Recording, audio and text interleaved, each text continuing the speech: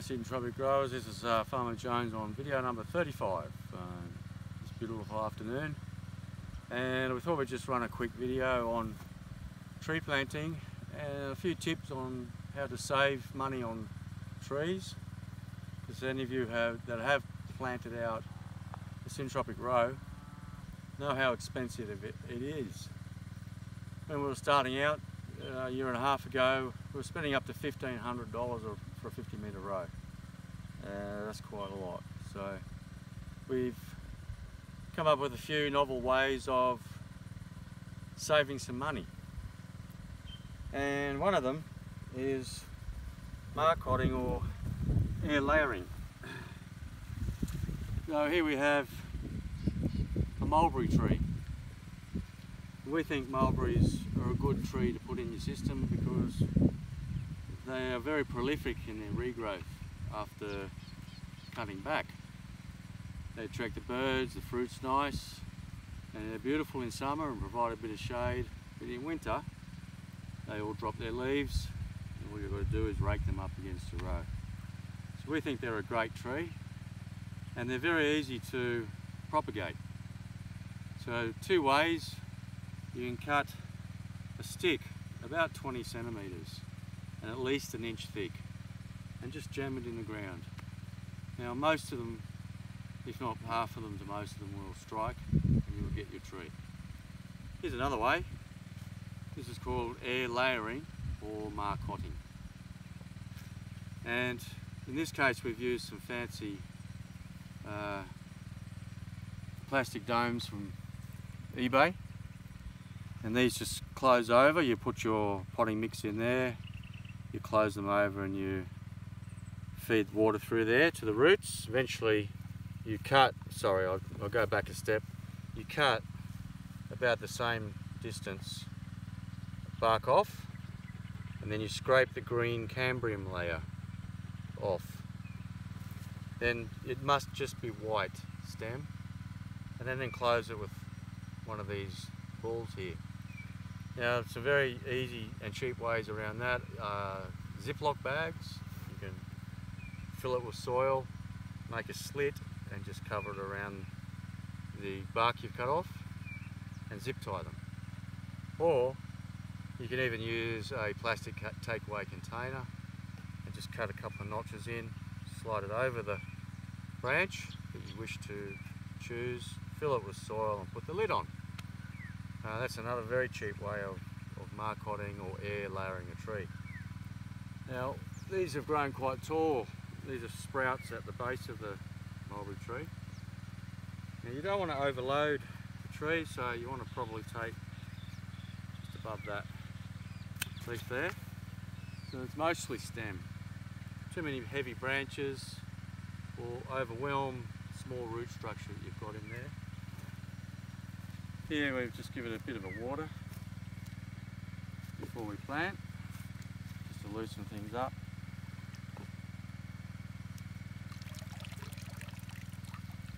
Now this was a living stem obviously, and the roots have grown in there. I've just cut under there with a pair of shears.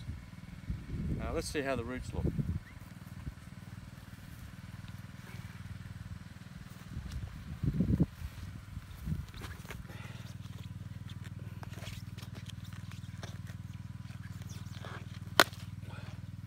Okay, so you can see it's created a ball of root and it's still holding together the soil. So that's great. So we just quickly, we want to bury these deep.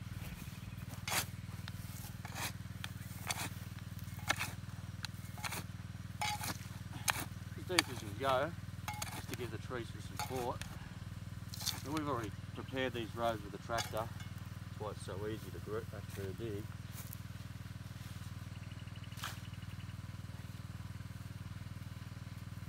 So just put it in like that. See how you go.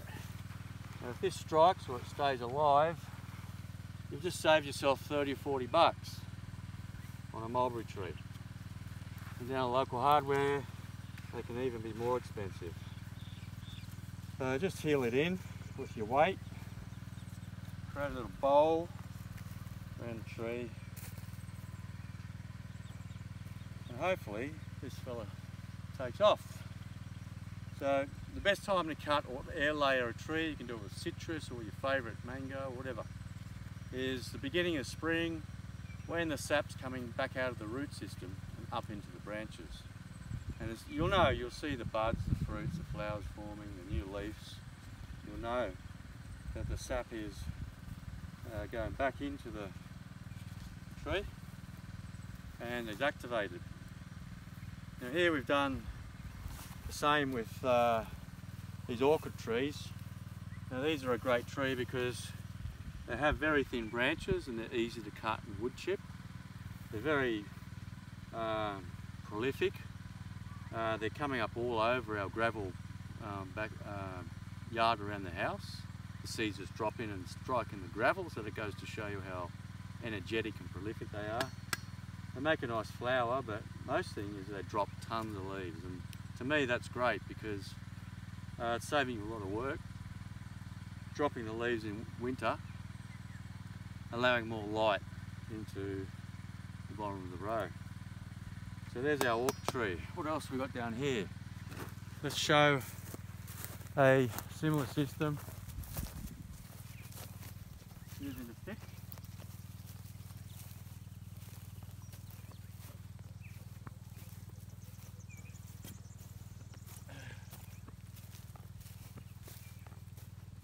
So there's our stick.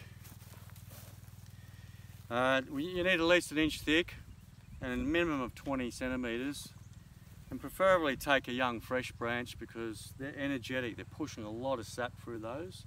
The older woody stems are a little bit tired, but these guys are still young and active and they're pushing fresh sap up from the root system when it gets warm in spring. And just be careful when you plant these, is that you're planting it the right way up, because if you're going to do it upside down, the poor branches are going to go back down to the ground, aren't they? And how do we tell? Well, that branch was pointing upwards, and so is that one, so that clearly is up. So once again, all you got to do is dig out and just simply bury the stick like that, somewhere in between your fruit tree and your banana.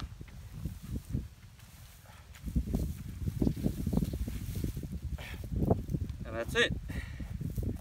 And hopefully it gets enough water. They are slow to start off with, but we've had some good success with planting with the mulberry sticks. So once again, this is all about saving money. Now your fruit trees, unfortunately, you're not really going to get out of that cost unless you know someone. We get our fruit trees for about half price. We know the right people, but I expect to pay about $45 for a stone fruit like that at the local hardware. Now obviously the pups from the bananas we've dug up from our existing bananas. So we have enough genetic stock there, 5 different varieties, to dig the babies and replant them every row that we add to the system. So the bananas are now costing us nothing, but initially when you plant your bananas in, you're probably going to be up for about $34 for a banana, as I did over there, because I wanted sugared bananas this time. There's quite a few dollars over there, but once those babies come up, we'll never have to buy banana pups again. Now, in regards to eucalypts, you can go and pick up some little eucs down at your local land care. In Australia we have a government supported land care centre, with land care meaning regeneration, and they just concentrate on native species. So we've got thousands of great eucalypts and wattles and all sorts of useful species in this country. Now right now in Australia, now is 2022, they're costing about $3.20 per plant. But they are well established and they're ready to go. Usually you can plant these, no fertiliser, because they're used to growing in rubbish soil, and have done for millions of years. And they take very little care. Drought, no problem. Fire, they'll grow back. These are really tough and hardy species. Now, why do we plant the ukes into our syntropic systems? And Scotch realise that these do a very deep taproot and are reaching the groundwater. The taproot can go to 20 metres. And also they're indestructible, and the timber's useful, and they're very fast growing. So usually we put every 4 metre bay between the bananas. We usually insert at least 2 eucalypts at strategic points. Now those guys, we have groundwater here at 20 metres, so we expect eventually them to be pumping up groundwater to our system, helping to drought proof it, and for free. So these are usually inserted in most syntropic systems, even in the ones in Brazil and South America.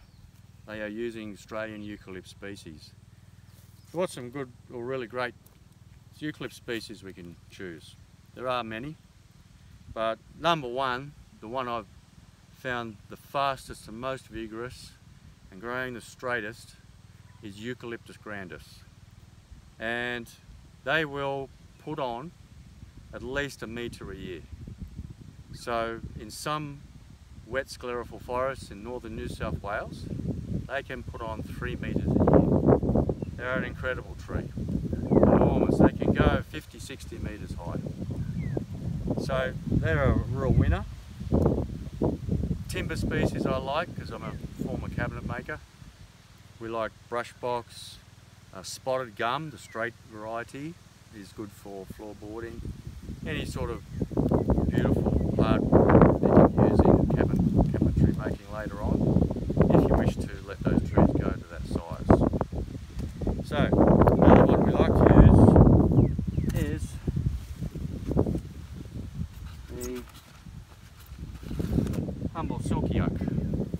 Now that's not technically a eucalypt tree. It is a type of conifer, but they exist all over our area quite naturally and natively. So those guys also grow very quick. They're mature in 20 years and they do a nice straight pole, thin branches, easy to chop, easy to wood chip. But why I like them is that they also drop a lot of free mulch. So once a year they just shed, and you've got a beautiful carpet of free mulch around the tree. And once again, it's done your work for you. It's shedding its old growth just before spring. So right on spring, when the growth impulse is happening and the soil is warming up, you've got a beautiful carpet of silky oak mulch. Just rake it up against your tree rows and feed all your trees with it.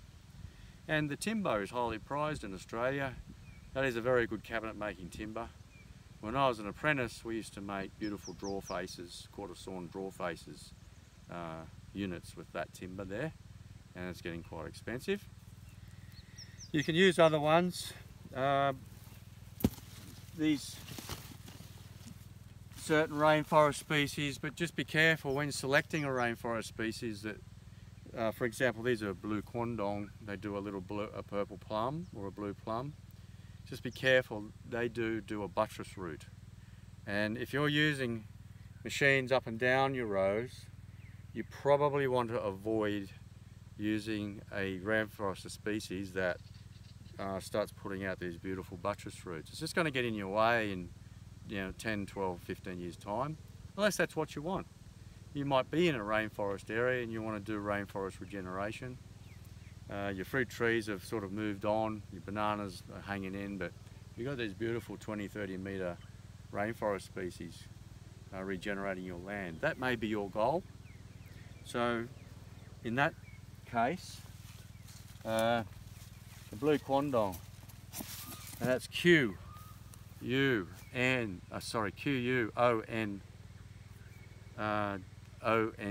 quandong.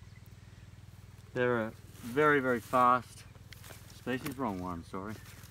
Very fast species, and they can grow at least to 1 metre or 2 a year as well. So they're a real beauty. if you're wanting fast results. And into planting, obviously between our trees, we're going to be putting, for example, but Tagasaki.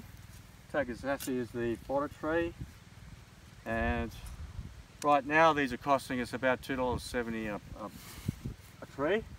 We put them close to the banana because we intend to feed the banana and provide chop and drop mulch for the banana. Banana is heavy feeder, so you want will require more than the banana itself produces. So this tree can get to 6 meters if you wish. But Tagasaki is originally from the Canary Islands, and it was used to feed goats, and it can survive anything. The worst, driest, toughest ground, drought, dry areas, and it provides some resilience in your system just like a eucalypt does. Tagasaki can cop a beating. So it's called the lucerne tree because it produces good fodder for cattle, and it also produces nitrogen in your soil. So why not use those 2 or 3 benefits next to your banana, assist your banana with the nitrogen, direct injection, and all the fodder that you're going to be cutting down. Now a Tagasaki tree in full bloom will produce 50,000 seeds. So once your Tagasaki seedlings are established, you'll never want for seeds again. As I say, all of these things are initial cost, but once you've propagated your genetic material, your future rows will become cheaper and cheaper and cheaper because you're using the seeds, you're striking your own in your tree tunnel, your tree house, or your shade cloth tunnel over there. And as the years go by and you know and you understand what you're wanting to plant, it's just going to become cheaper and cheaper and cheaper to do that. So for example, when we started last year, we were $1,500 a row.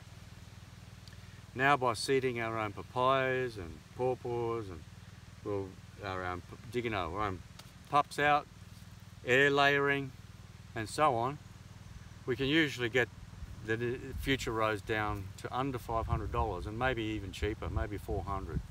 That's a big saving, isn't it? What other species can we use? Well, in this particular case, we're going to interplant between every gap, every 500, either a taro, papaya and pawpaw, as you know, we like in our systems because it's a thin plant, it's grabbing a little bit of free space there. It just depends on how you want to design your high, low, medium and emergent structure.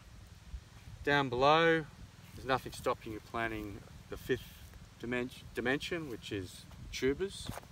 I'm a bit wary of sweet potatoes and cassava though in your tree rows, because in our case we use irrigation and we're going to disturb that irrigation if we're trying to dig up tubers. So in that case I would probably avoid planting tuber style plants.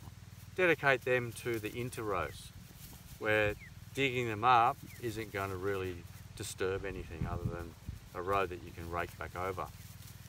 In this case there's a lot of beautiful wattles and acacias in Australia that you can also use. We've been using Acacia mangium, strap wattle, lecania, which is just a weed on the side of the road.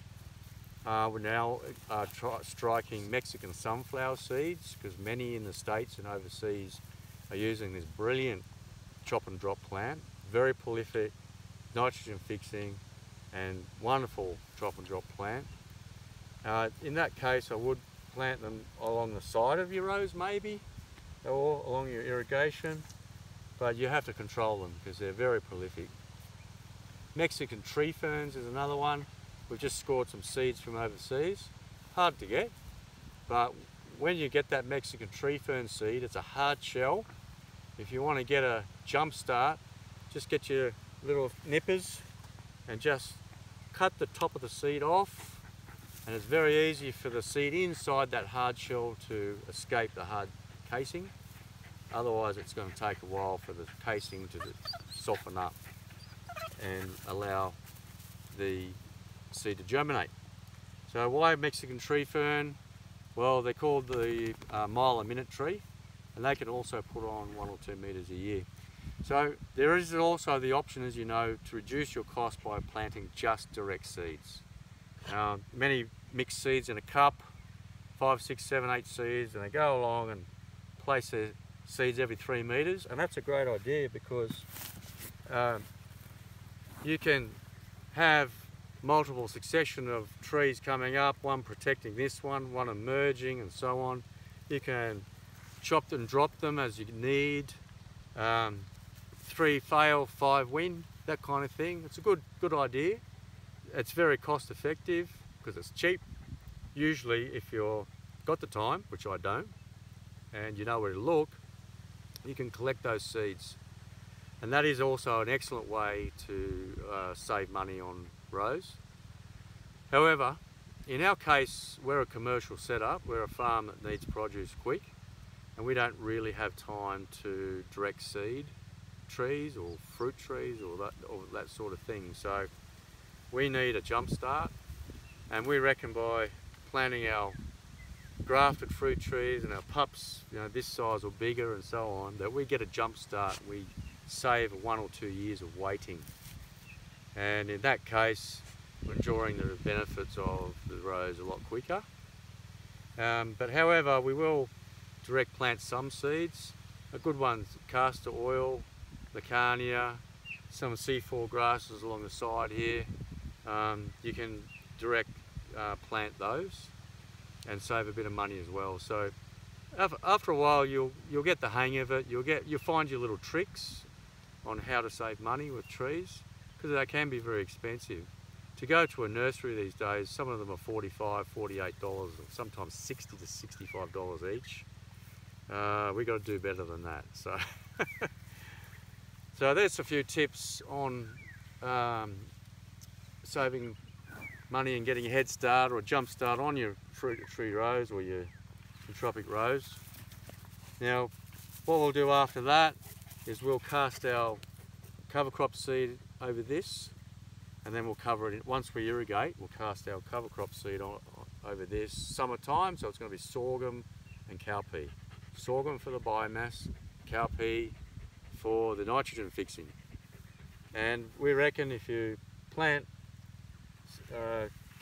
your cover crop seeds around your trees, the cowpeas will help inject nitrogen directly around your trees you're trying to encourage, and just give them a bit of a boost. And of course, when you're ready at senescence time, you'll cut them down and you've got the next layer of mulch there. After we've cast that seed and we've laid our irrigation tubes, then we'll lay hay over. Now, just one tip: if you're using trickle tape, you just want the normal trickle tape around your little punnets there. However, with your banana, you're going to need a lot more water. So just grab a little blade and make a little nick on both sides. One trickle tape there, one trickle tape here. Make a little nick so that it's putting 3 or 4 times more water around your banana pup than it is around your little babies like this Takasasti here. So that will make sure the banana pup gets a good start, doesn't dry out. These guys don't get drowned, these little ones. You might just put one little nick on one of the T-tapes on one side of the fruit tree as well, because they come in a pot like that, and just normal trickle tape drip isn't going to be sufficient. So just a little nick, not too much, don't wreck the tape, just a tiny little nick. So there's a few tips on setting up a fruit tree row for the lowest cost, by the way. And if you do feel the cost is painful, we'll just think of it this way. If you're using grafted trees and pups that you've bought from a nursery, and you've spent a lot of money, just think of it this way: you've leapfrogged 2 years, you're ahead of the rest. You're going to get your results and your fruit and your bananas and so on earlier, and you'll soon forget the pain in your hip pocket once you see those trees come up, and you'll probably do it again, but with a few smarter ideas on cutting a few corners, if you will. So there's my tips for the day on saving some bucks, getting the fastest result, Make sure it's heavy on food production, not just native trees. Plenty of assistant trees in there. And if you have any questions about other species that are useful, just leave a comment or a question in the comments below, and hit like, subscribe and all of that. And thanks for your time. We'll see you on the next one.